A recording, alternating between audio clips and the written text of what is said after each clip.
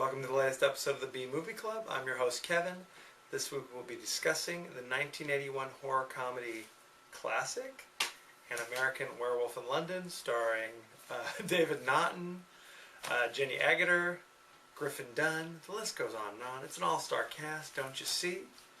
For those of you joining us for the first time, each week I will go online and I will post the movie we'll be doing. And you guys can rush out, dust off those forgotten videotapes, go on to Netflix where the movie is usually streaming instantly. Check it out, send me your favorite scenes, favorite quotes, and anything else you want to get off your chest, and we'll talk about it on the show. You can reach me through our page on Facebook, Original B Movie Club. Also, you can subscribe to our page on YouTube, Kevin D, which is my first name and my initial. Also, you can reach me on Twitter at KD9575. Spread the word, won't you? The more, the merrier.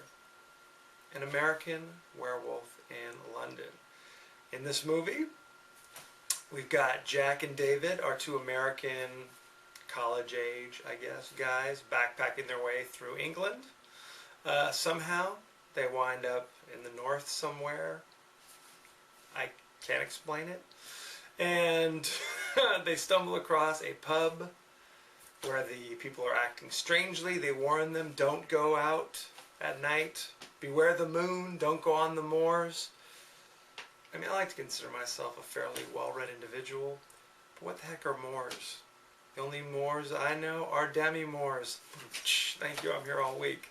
Anyway, spoiler alert, they get lost on the moors. And a giant wolf attacks them. Spoiler alert.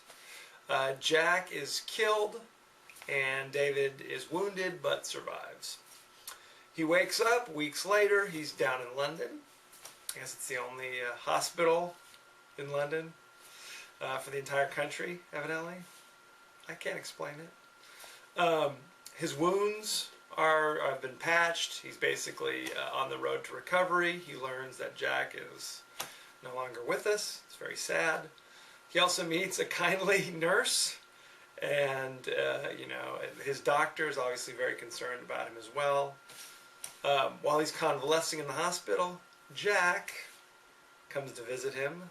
Jack is now a member of the undead, where he reveals to poor David, spoiler alert, that he's a werewolf, and that Jack's corpse will be wandering the earth until the wolf's bloodline is put down for all eternity, which means he encourages his buddy, you gotta kill yourself or you're gonna become a werewolf and kill other people, and there'll be more undead wandering around limbo.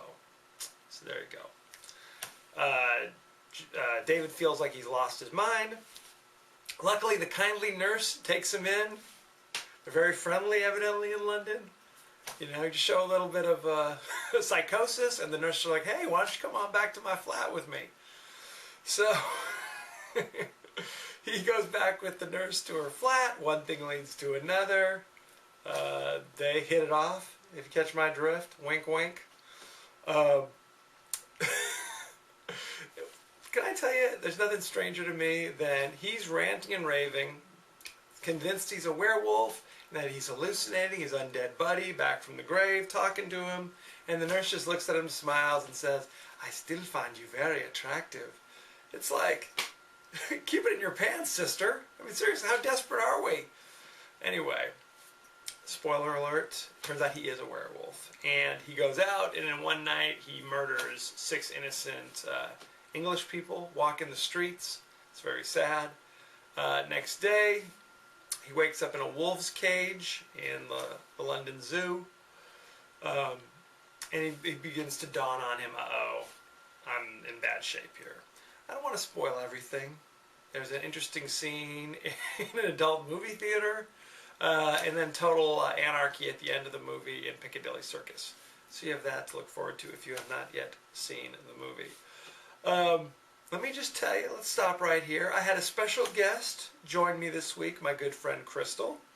She is a makeup artist. Fairly recently, she worked on Paranormal Activity, which was a huge global hit. So why don't we take a minute, and she's going to share her favorite quotes, favorite scenes, and just her reflections of the movie. Um, I love the scene in the porno movie theater where Jack, who's just basically a skeleton at that point because he's so rotted away, is trying to defend his buddy David to the newly undead. Not too sure what's going on there because they're referred to as undead, but they're not really zombies because nobody else can see them, but they're not really dead. So that's probably for a different B movie club conversation. But I just love that he sticks up for his friend and doesn't want him to get picked on. He doesn't want him to die a horrible death, even though he knows his David must kill himself. But he wants it to be as painless and humane as possible. Like I said, this is really a buddy movie at heart, and I think it's really sweet. He apologizes to Jack for calling him a meatloaf. That's one of my favorite scenes, one of my favorite lines. Because in the middle of this just brutally painful looking process, he just, I'm sorry I called you a meatloaf, Jack. Um, Also in that scene, he breaks the fourth wall and looks out into the audience and reaches out for you. I thought that kind of blew my mind when I saw it, when I'm sure I was like 7, 8 years old. But I think that it's just a really great film because of the acting, the writing, the makeup. The era was perfect. All of the best makeup artists were busting out around that time, the early '80s. Rick Baker, K&B Effects with Evil Dead, Rob Bottin. These are all very skilled artists like this. It opened my mind up to who Rick Baker was because after I saw that, I realized that he was the same guy that did the werewolf makeup for Michael Jackson in Michael Jackson's Thriller, which was a huge ordeal in my house. Like, my parents sat us down in front of the TV with popcorn for the world premiere. I mean, I really remember that. And I think that was probably my first seeing any kind of makeup stuff. I think that that came out in '83, so I must have been like 7. Um, and I really do vividly remember the werewolf in that movie. A little bit cat-like, but isn't Michael Jackson, cat-like himself? But I think that after seeing that and then really understanding what makeup was and what it could do, and then starting to see things like The Thing, John Carpenter's The Thing, makeup by Rob Bottin, which was just beautiful. It was like sculptures. It was so disgusting, but so beautiful. And we're back. Thank you very much, Crystal. I appreciate you joining us. Crystal will probably be joining us again in future weeks to talk about other crazy movies. If you are a subscriber and if you are a follower of us on the Original B Movie Club on Facebook, we may ask you to come on down and share your reflections, thoughts, feelings about whatever movie we're talking about this week. Forgive the craziness. We're still kind of figuring out how to use Skype and record it and make it look somewhat presentable. So again, thank you, Crystal, and thank you for bearing with us, audience. Some things about this movie you may not know. John Landis, the director of this movie, you might remember he did Animal House, he did Trading Places, several other movies. He actually came up with the idea for this movie while he was working as a production assistant on that Clint Eastwood war movie, Kelly's Heroes, when they were in Yugoslavia. He saw a Yugoslavian, basically a funeral, where they were burying a person face down into the ground and like wrapping them with garlic so that they couldn't rise from the grave, essentially. So he thought that would be kind of an interesting thing to talk about, kind of the folklore and all that. And he started writing the script immediately. And he had his good buddy, Rick Baker, who's a makeup artist who's done a million different horror movies, special effects movies that you've seen. He was talking to him, he said, hey, start working on your werewolf stuff, we're going to be ready to go. And like 8 years passed. Rick Baker had his designs, he was ready to roll, and he's finally like, you know what, forget this.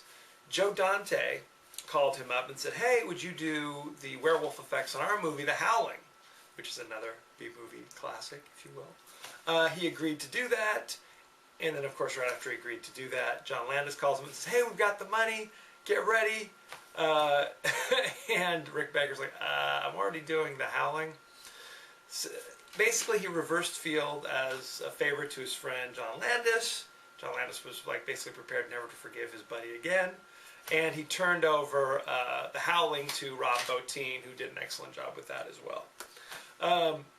John Landis and Rick Baker had kind of an interesting debate about what they thought the werewolf should look like. Basically, Rick Baker wanted to look like, the Wolfman, like walking around on his hind legs, having hands, basically, right? Being a man type thing. Whereas John Landis wanted him to be more of a Hounds of Hell kind of character, kind of a giant wolf. And in fact, the final cut was based upon John Landis's dog. So there you go. If you've watched this movie, there are a million different songs, very recognizable songs throughout it, and they all have the word moon in it. There are 3 different versions of Blue Moon.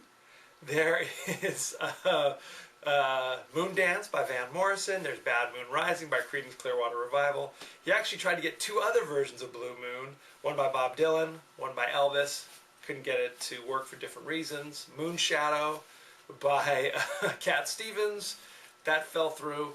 Shockingly enough, the one song that's not in this movie is Werewolves of London by Warren Zevon. It seemed like that would be a perfect connection to make. Sadly, they didn't do it. David Naughton, the star of the show, who plays David. There you go.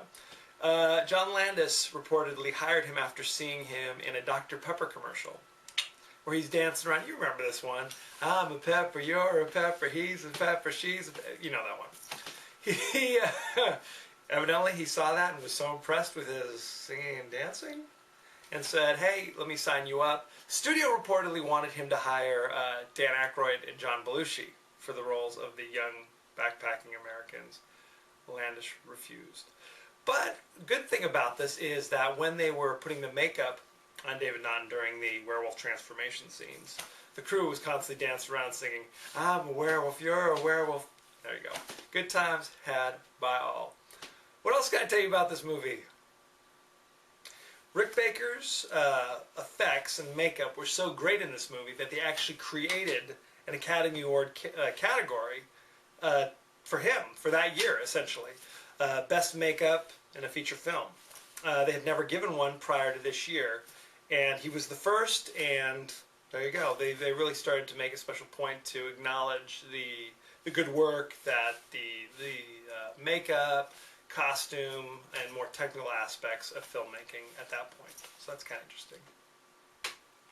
When they finally made the transfer of this movie back in like 2005 to high def, medium like Blu-ray and things like that, John Landis was reportedly shocked by how bloody this movie actually was. He just couldn't believe it. I mean, in low def, not too bad. High def, oh my God, I'm going to be sick, basically.